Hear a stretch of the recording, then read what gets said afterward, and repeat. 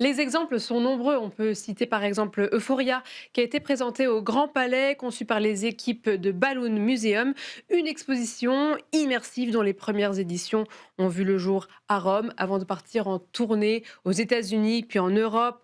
Un autre cas emblématique, Toutankhamon, le trésor du pharaon, véritable blockbuster culturel qui a rencontré un immense succès à Los Angeles, Paris ou encore Londres. Voilà, tout ça, ce sont des expositions itinérantes qui séduisent le public et font recette. Mais derrière le succès, il y a surtout un modèle économique très structuré. Pour en parler, j'ai le plaisir d'accueillir Agnès Ruiz. Bonjour, merci d'être avec nous. Bonjour. Vous êtes consultant spécialisé dans les expositions itinérantes et vous travaillez actuellement avec le Muséum d'histoire naturelle à New York. Alors pour commencer, j'ai cité quelques exemples. Là, vous travaillez avec un musée à New York. Qui sont les acteurs derrière ces expositions itinérantes? Est-ce que c'est des acteurs privés? Est-ce que ce sont des acteurs publics? Qui sont-ils? Alors, on va trouver une variété d'acteurs, comme vous le disiez. Donc, on peut avoir des acteurs publics ou parapublics. En France, on a des musées très renommés, comme la Cité des sciences et de Hmm. l'industrie, tout ce qui est voilà, le Grand Palais, Réunion des musées nationaux. Et à l'étranger, mais aussi en France, on va trouver des producteurs privés, souvent des producteurs de spectacles également, et qui se sont, entre guillemets, reconvertis dans les expositions temporaires et itinérantes. Souvent, on va être sur des grandes expositions un peu spectacles. Oui. Et on a également des sociétés privées à l'étranger qui vont aider des musées, comme on parlait tout à l'heure de l'Italie, voilà, des musées qui vont aider des musées publics ou privés à valoriser leurs collections en organisant et en les aidant à organiser ces expositions Donc il y a vraiment itinérantes. des acteurs privés qui se sont spécialisés dans ce genre d'exposition un peu grand public, voilà, qui les font tourner dans tout le monde. Est-ce que vous pouvez nous expliquer, peut-être à travers un exemple sur lequel vous auriez travaillé au Muséum d'histoire naturelle de New York, sur ce cycle d'une vie d'exposition? Par quoi est-ce qu'on commence quand on travaille sur une exposition itinérante et par quelles étapes, par quels points clés il faut passer? Alors tout d'abord, l'idée vient souvent de nos collègues curateurs, chercheurs, Mhm. et aussi voilà, en charge de développer les expositions, qui vont avoir une idée d'un sujet. Probablement une nouvelle recherche a été faite et c'est important de la mettre en valeur. Ça peut être une petite partie de cette exposition. Donc nous ensuite, on nous apporte différentes idées de sujets et on va creuser un petit peu en lien avec nos collègues du service marketing. Eux vont voir du côté grand public, est-ce que nos visiteurs du musée peuvent aimer ce type d'exposition, ce sujet? Est-ce que ça répond à un besoin? Et nous, côté équipe exposition itinérance, nous allons étudier le marché. Y a-t-il déjà des expositions itinérantes sur ce sujet? Et nous allons également aussi consulter nos meilleurs clients et partenaires qui ont l'habitude d'accueillir nos expositions pour voir si c'est un sujet qui pourrait les intéresser à l'avenir également. Vous Donc, avez parlé, de clients justement, comment est-ce qu'on vous faites quoi en fait? Vous leur proposez vous présentez un projet et vous leur vendez, c'est ça les termes? Vous vendez une On exposition? vend une exposition, oui, oui, je pense qu'il ne faut pas avoir peur des mots. C'est vrai que dans le domaine culturel, on est parfois un petit peu mal à l'aise avec des termes comme le marketing, le Oui, commercial. Mais je pense que voilà, les musées aujourd'hui ont besoin de diversifier leurs sources de recettes. Voilà, depuis longtemps, on parle de location d'espace d'un point de vue très commercial et ça ne dérange plus les musées. Donc je pense que voilà, les atouts, on va dire que la matière grise créée par les musées et qui se transforme, qu'on retrouve dans les expositions itinérantes, peuvent être commercialisés. Donc absolument, on leur vend le projet, on propose le projet. Donc parfois, alors c'est vrai que quand on arrive en amont du projet, il n'y a pas d'image à montrer, pas de photos, parfois pas encore de plans ou d'idées. Voilà, donc on essaye de pitcher au mieux mmh. voilà, l'exposition, le projet.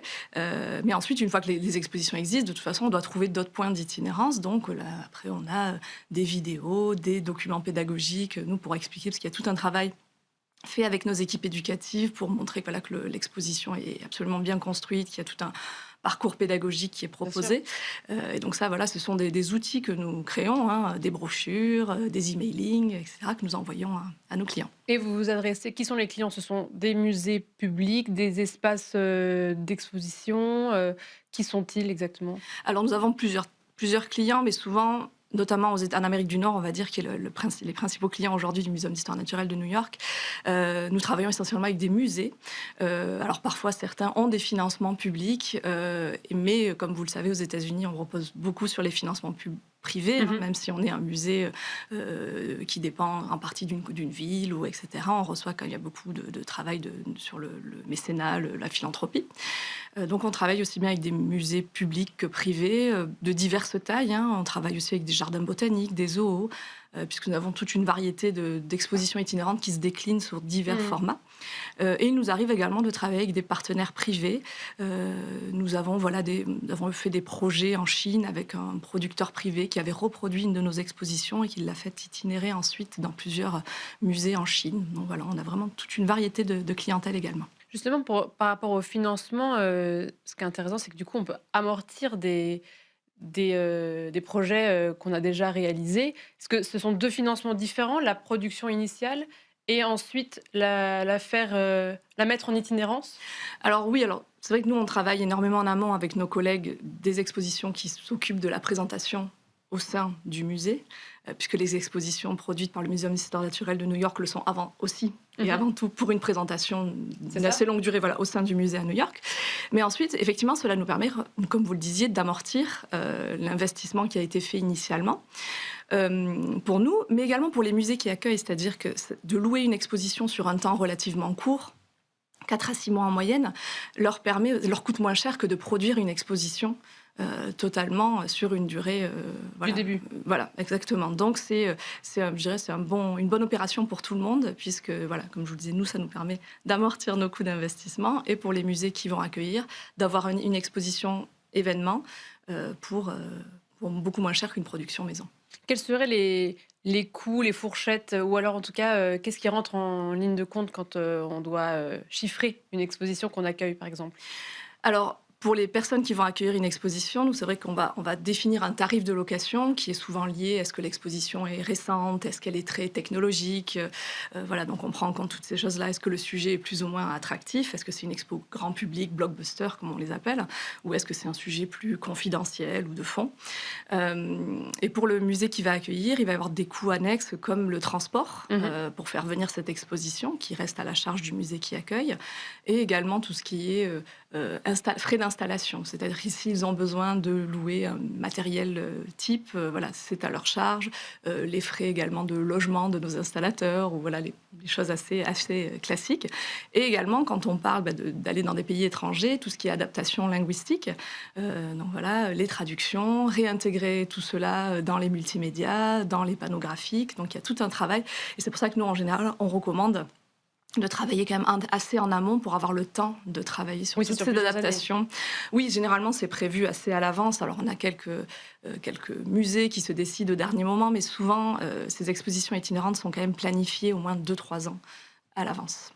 Et ce qui est fondamental, j'imagine, c'est quand même donc d'adapter tout le travail qui est réalisé pour adapter l'exposition au lieu, de nouvelles implantations. Donc, on pense, j'imagine, ne serait-ce qu'à l'adaptation de l'espace, mais peut-être qu'il y a aussi, les nouveaux publics. Quels sont ces points-là, d'attention à réaliser quand on change, de lieu? Alors c'est vrai que parfois, même si on a des expositions relativement standardisées, j'ai envie de dire qu'on fait un travail d'orfèvre sur chaque expérience.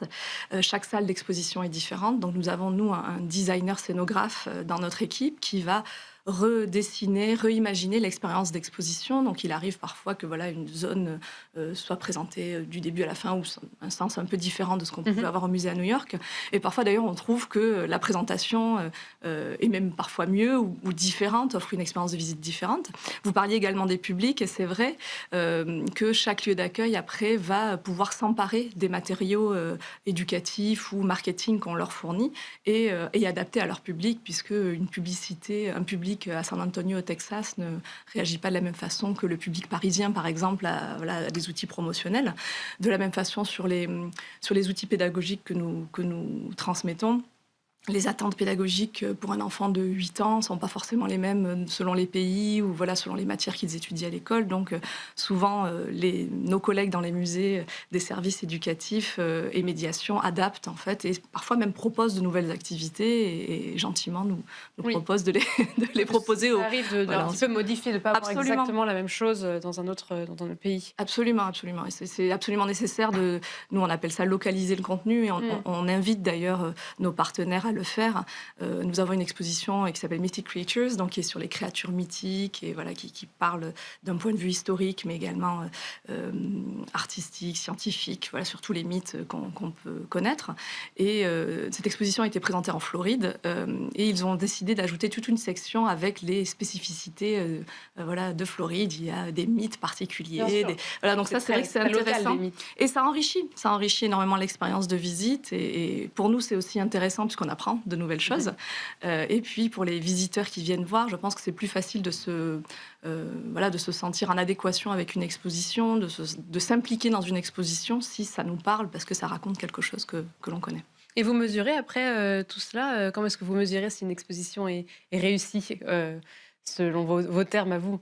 Alors nous, au sein du musée, pour l'exploitation au sein du musée, souvent c'est tout simplement la fréquentation. Oui. Comme beaucoup de nos confrères dans tous les musées, c'est souvent la fréquentation qui est importante. Nous aussi, on va mesurer le taux de capture, c'est-à-dire quelle exposition va être choisie plutôt qu'une autre offre au sein du musée. Donc on le voit sur certaines expositions, des expositions T-Rex, souvent on a un très bon taux de capture dans ces cas-là, puisque même si les visiteurs vont venir visiter globalement le musée, ils vont choisir en plus spécifiquement d'acheter un billet pour cette exposition-là. Donc ça, nous, c'est une bonne mesure de succès. Et tout simplement, je dirais, nous, d'un point de vue itinérant, c'est la longévité. C'est-à-dire qu'il y a des expositions qu'on nous demande année après année. Voilà, certaines expositions maintenant, notamment cette exposition sur les mythes dont je vous parlais, a presque 20 ans. Oui. Et elle tourne encore là, bien sûr. Vous l'adaptez Voilà, on l'adapte. On le mettez à jour. Voilà, exactement. Elle est très bien entretenue par nos collègues opérationnels. Mais voilà, c'est des sujets voilà, qui suscitent toujours de l'intérêt. Donc pour nous, c'est un vrai gage de succès quand on a des expositions qui ont une belle durée de vie. Ça peut être infini, en fait. Absolument. Eh bien, merci beaucoup Agnès Ruiz. Je rappelle que vous êtes consultante spécialisée dans les expositions itinérantes. Vous travaillez actuellement pour le Muséum d'histoire naturelle à New York. Merci beaucoup de nous avoir donné plus de détails sur cet écosystème. Et merci à vous toutes et tous de nous avoir suivis. C'était Arrêt Marché.